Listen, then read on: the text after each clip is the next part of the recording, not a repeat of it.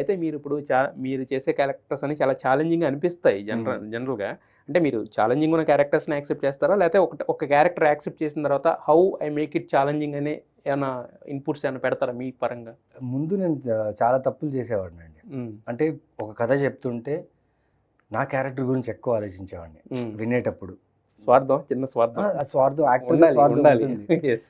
ఎందుకంటే మేము చేయబోతున్నాము ఈ సినిమా, దీనికి ఇంత రిమ్యునరేషన్ ఇస్తారు, ఇన్ని డేట్స్ ఉంది, సో దీనివల్ల నాకెంత ప్లస్ అవుతుంది, అవన్నీ ఆలోచించి మనం ముందు వినేవాడిని.